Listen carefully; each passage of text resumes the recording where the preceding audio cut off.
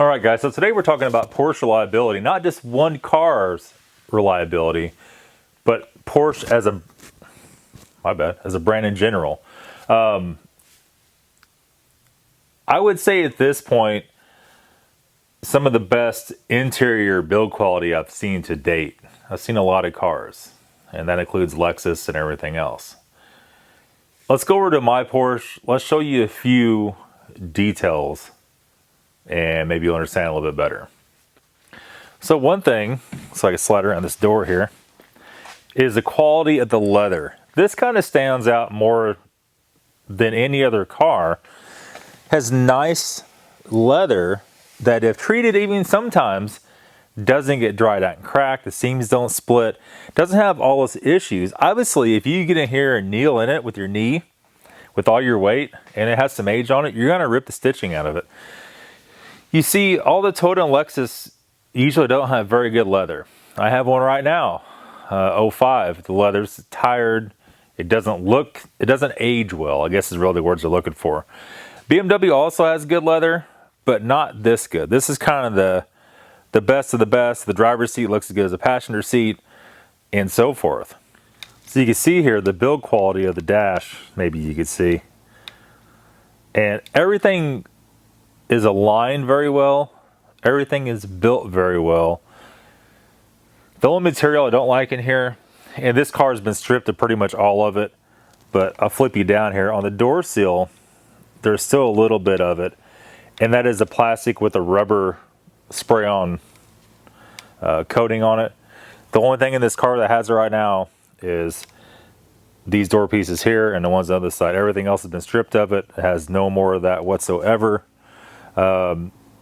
But every German car manufacturer uses that rubber coating, that spray. These lights aren't going to do it justice. Maybe we'll go on the side fender here. But you can see the quality of the paint they spray these cars with actually holds up. And I don't know if that's because it's a more expensive car, so it's more likely to be kept inside.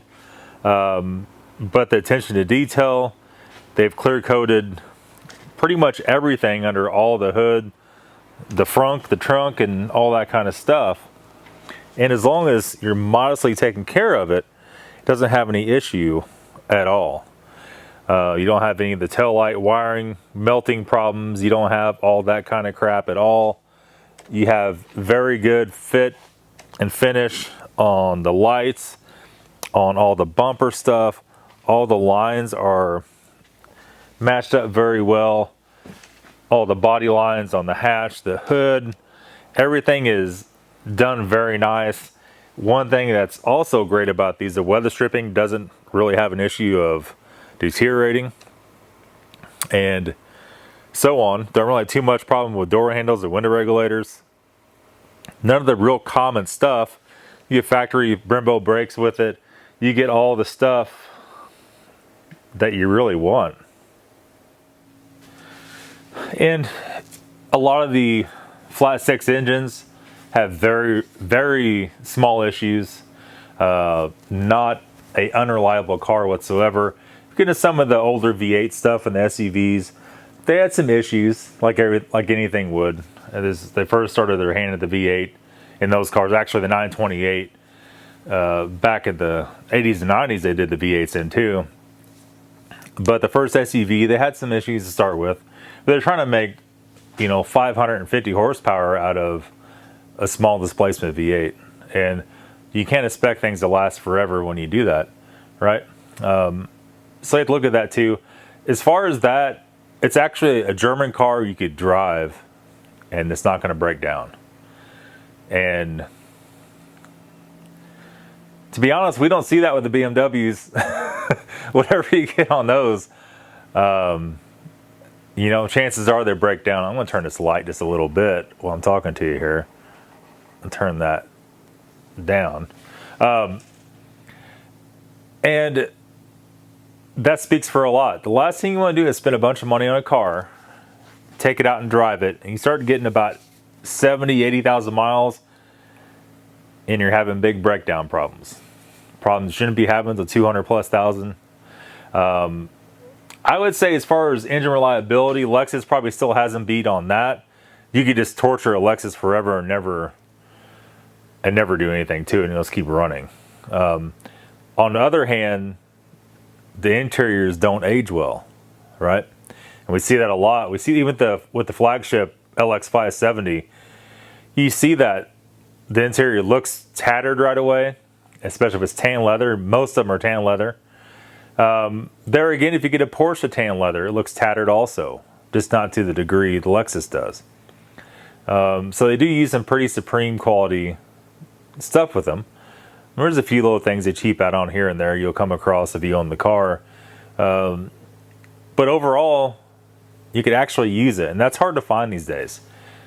Manufacturers these days are just trying to pump out the cars. Maybe it'll last you 5 or 6 years, and you gotta go buy another one. Well, with Porsche, it's a lot higher in brand, so you don't quite have the same thing going on, right? And I've had a lot of 1980s and 90s 911s before, a lot of them. And those cars are very unique in the fact that you can get them and drive 6-7 hours away and it won't break down on you. And if something does happen, it's such a simple engine to deal with, you could easily fix it. And we've seen this one when we had up on the lift. We were doing the coil packs and plugs and all that stuff. It is a little bit tight in a couple spots, but compared to some of the other stuff we've done on the BMW channel, you guys seen this is like little kid stuff here. Super, super, super easy. We don't have all the complicated, like we don't have to use the Porsche software on this car. On a lot of other cars, you have to use the software. We have to use ISTA for BMW, but you can't really buy it. And then you have to get it from somebody that you might know, you might not know them. And it takes up gigs and gigs and gigs of space on your computer. And then you shouldn't really have it because BMW don't want you to have it. And then maybe they'll sue you if they know you have it. It just goes on and on and on. Porsche has their own software, but we don't have to have it to own the car. And that's very nice also.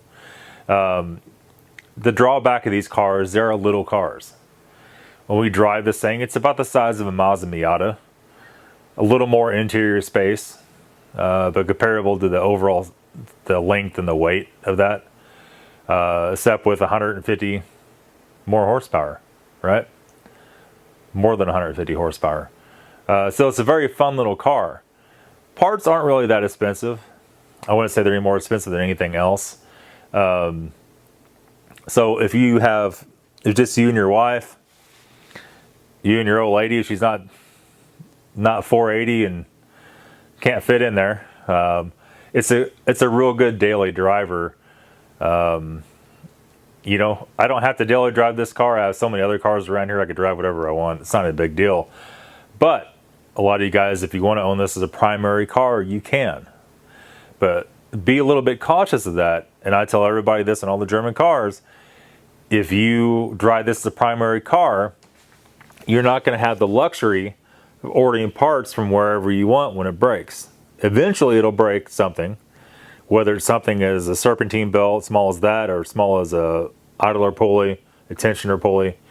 You want to be able to have a little bit of time, order a good quality part for a good price, and not have to pay dealer prices. So therefore you need a second car. Every car is like that, not just this, not just BMW, not just Mercedes, not just Audi. Every car is that way. To get out of paying full retail, if you have a second car, that car could sit for a few days till you get the part that you desire in for the price you desire, right? So reliability for the year 2021 on the Porsches, they've held up very well for the used market over the years. If you know just basic mechanic skills, I would say go for it. If you're okay with 2 seats or 2 plus 2 seats plus 2 half seats in a 911, you know, definitely a trustworthy car, definitely a head turner. People notice you, which may not be a good thing anymore. But, you know, I kind of drive mine whenever I want to and use it for as it is. It's going to be it, guys. Thanks for watching. Have a good day. We'll see you later.